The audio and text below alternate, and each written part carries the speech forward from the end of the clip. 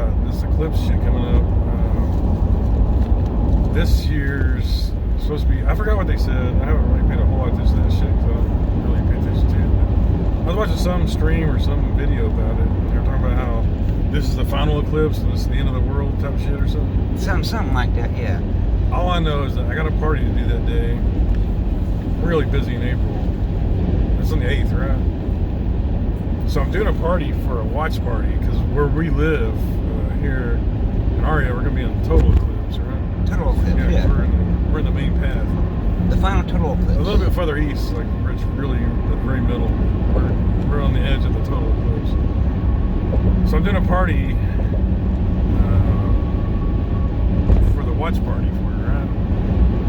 And I told the people, I was like, I'll come do the food for your party, but I'm making fucking Korean chicken wings, and y'all can partake if you want, but I'm using your back patio to make fucking Korean chicken wings. And they were like, that sounds fucking awesome. Yeah, dude. So anyway, we're gonna drink wine and make chicken wings. So the reason I want to do that, there's a whole reason behind it. When we had the last total eclipse or whatever, we were pretty far out. We weren't over the right exact, path or whatever.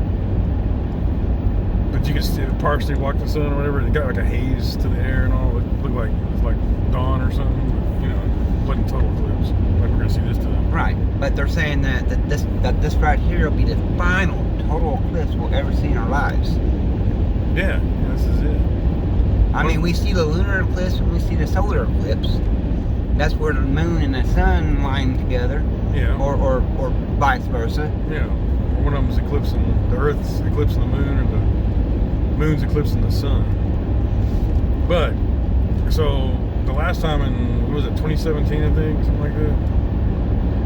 I was down in Oak Cliff. We were opening a new restaurant, and we were trying coffee out because we had a breakfast and lunch place, and we were trying coffee out at Oak Cliff Roasters.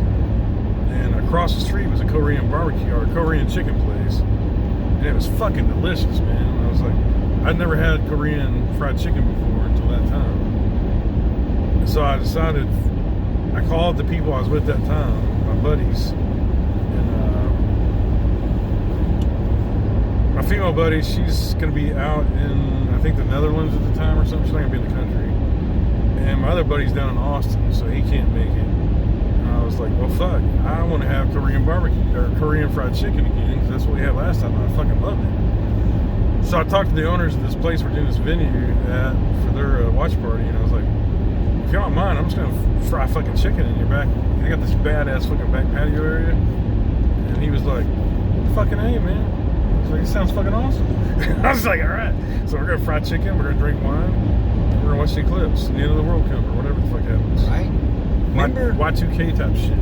Remember back in 2000, there's a millennium. Millennium, yes. And they're saying that in 2000 that we would have no power. Yeah, Y2K. Yeah, the Y2K. Yes. Yeah. I think at the strike of midnight. At the strike of midnight of 1999. 1999 and the beginning of 2000. Yeah, the planes are gonna fall out of the sky. All this crazy shit. And we would have had no power. None of that happened. It didn't happen. Thanks to Office Space, the guys working in Office Space kept that from happening. You ever see that movie, Office Space? Oh yeah, I see. Yeah, that was their whole project was trying to stop Y2K from happening. But yeah, it's Y2K. Yeah, it's pretty fucking entertaining. Matter of fact, I was graduating on Y2K. Well, I graduated years before that. I graduated year 2000 in the Y2K. Yeah, I graduated in 94. And I remember the year I graduated was the Nostradamus predictions or whatever, like the world was going to end and shit. And of course, the world didn't end. And then you had 2012 was the Mayan calendar or whatever the fuck it was. Was it 93 or 94 that the Oklahoma City Memorial bombing blew up? That happened in 93, I think. It's right there around your era, graduation. Yeah, I remember when I was in high school, there was all kinds of really fascinating stories. You had the Branch Davidians, which my mother and I, as a small child, went to church with David Koresh. So that's a weird side story. church in Garland. It's called Lakewood Church. Anyway, he was a member, or we were members there or something. I was too little to really know what the hell's going on. Yeah, he went to church there, so that was on the news. That was fascinating. And I remember my mom saying, "I know that guy. That guy went to church with us." And I was like, "Oh shit, he's fucking crazy. I love it. All right, rock on." And I think the government kind of really fucked those people over big time. There was kids and shit in there. I think that the whole. I don't think the dude was doing things right. I mean, he was a polygamist and sex with minors and different crazy shit, terrible stuff. But to go in there and firebomb the place, kill kids and shit, it's fucked up. Right. That is. But you had that going on. You had the OJ chase was going on. Oh That was yeah, I remember fucking OJ, awesome too. yeah. So all this shit happened when I was in high school. I remember just being glued to the TV, man. Like there was so much big time shit. The LA riots, the fucking OJ Simpson fucking car chase and shit. He allegedly shot his wife or killed his wife or something like that. Yeah, he chopped her head off. Yeah, chopped her head off, something like that. Yeah. Allegedly. But, yeah, man, that was an interesting time period, the early '90s. You had one thing about the early '90s too was the music scenes. All genres were fucking badass back then. You know, rock kicked ass. You had you had like the end of the hair metal and the early parts of grunge coming on in the '90s. You had country music was really good at the time. Rap was great. Rap was fucking fantastic. That was like the mega time of rap. You know, Dr. Dre, and Snoop, and all those guys coming out. Yeah, right. Early Right. time period, right after NWA and all, in the late '80s. But man, it was just a good time. Like it was a fun time to live. The early '90s were actually a fun time, interesting time. You didn't feel the gloom and doom as you feel today. Like today, I know. it just feels like we're headed to not having a country anymore. Like the world is going to end, or at least our country's going to end. There's no hope and prosperity like there was. Like back then, you still had hope and prosperity and shit. Now it just feels like the shadow government's out to destroy us all. You know, it really sucks. It's a shitty time to live.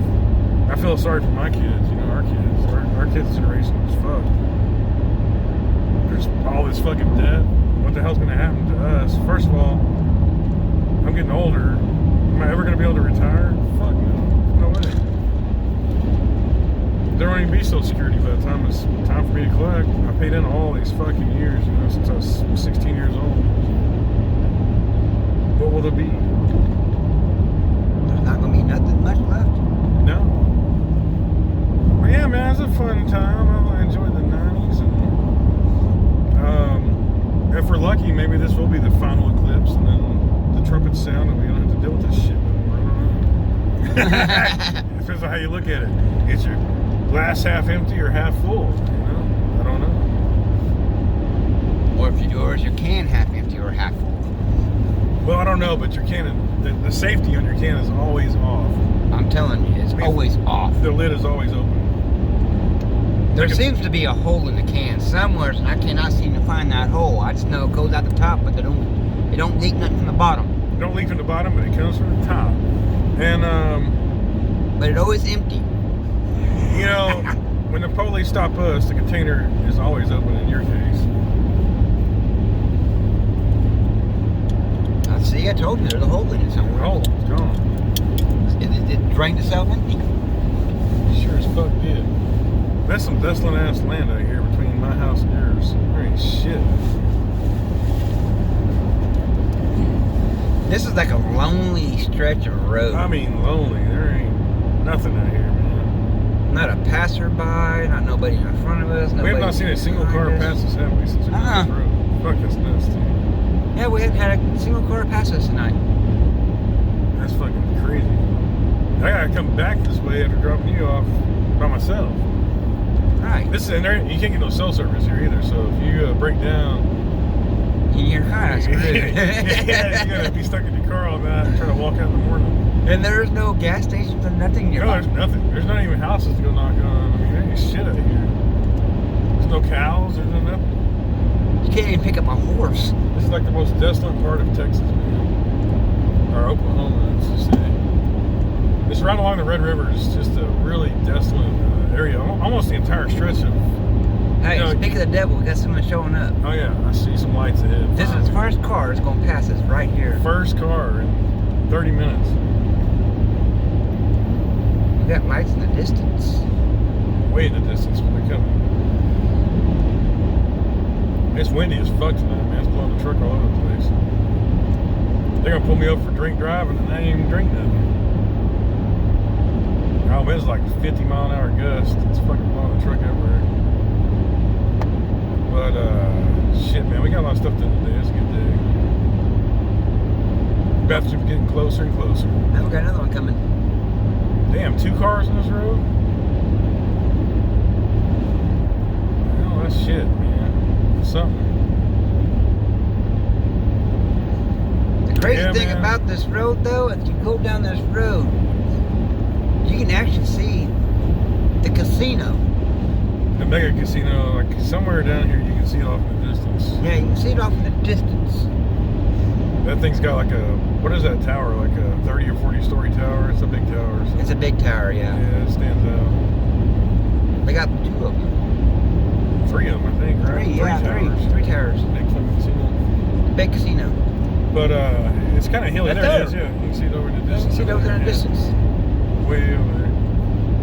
It's about like a good, So we're on the top of like a hill right now, so you can see off in the valleys. what is it, a good 10 miles over there? At least. At least? Probably more. Like Probably more? 15 to 20 miles over there. It's still pretty ways out there. Yeah, it's a ways. It looks closer than it is. Yeah, it does. I mean, you can see all the blues and purples and pinks. Yeah. There's another car coming though, so hey, there's somebody here. But that casino, man, it gets a lot of fucking business. A fuck tons of business. Fuck tons of business. I think more people lose their money than they make money. Well, of course, man. Look at the size of the fucking place. that chief's pretty interesting that runs that place. He's a white dude named Gary Patton or something like that, right? He has like a 1/16th Indian or something. I don't know how they get away with all this shit, man. It's pretty crazy. But I was watching interviews with him.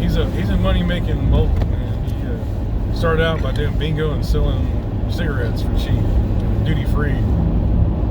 And that's how they got their start. And now they got, I think, was that the second biggest casino in the country over there? Alright. Fucking huge. Let's see. Is it this one? How much Indian are you? That's what I'm about to show you right now. He's got his Indian card out. It tells you Hang on, what the I gotta percentage get that is. one out. Maybe it's on my other one. Hang on. I'm about to bring it up. Hang on. There's that card. And I've got my other cards. What's the chief's name over there? Gary Barton or Patton? I don't know what the chief's name is. I don't go there very often. You're not part of that tribe, though. So No, I'm a Cherokee you're tribe. Cherokee. And I'm also Oto, Missouri. Okay, so But I got my Cherokee tribal card. you're not part of the Choctaw Nation. No, I'm not part of Choctaw. I am 33/5/12. 33,512. I don't even know what that means. If you get a chance to glance. I don't know how you Right there. determine that stuff. That's so. What does that card? What does that mean? Is that how they like if you go get benefits or whatever? I can get benefits from it, yes, and I do. Matter of fact, I do get benefits from it. Also, if I go to Ada, Oklahoma, I believe, Mm-hmm. I can get discounts and stuff like that in Ada, Oklahoma. Right. So you're born in Oklahoma and all. Yeah. So. I get discounts. I already get services like health services, dental services. Now your mom looks a lot more Indian. Like you must have really took after your dad. 'Cause I took after my real father. Yes. yeah. I am the spitting image of my real father. Because like you can look at your mom, you can see her complexion, her hair color, all that. You can tell she's got a lot more Indian heritage than you do. So I mean, she's like twice as much as you, right? Because she's your mother. Yes. Yeah. Well, it'd be like my wife and her family. Right. Her grandmother is 100% full Japanese. Right. Okay, her mother is half Japanese. My wife is a quarter Japanese. Right. So now my kids are about 1/8 Japanese. I'm like a quarter fucking English, a quarter. There's a lot of little breakdowns in there, and all, but we're quarter English, quarter German, quarter Italian, and then the rest is made up of like different native tribes and stuff like that. I think everybody in the United States that's born like in our generation has got just about some native in them. You know, it's almost impossible not to, have a trace. Right. But I got enough Indian blood where I'd go on the Cherokee roll. Oh, and it did, on my DNA, it did say I was 2% African. That's where my cooking skills come in. Oh, that's where you hung from. I thought that's where you hung from. Yes, I'm well endowed because I'm 2% African.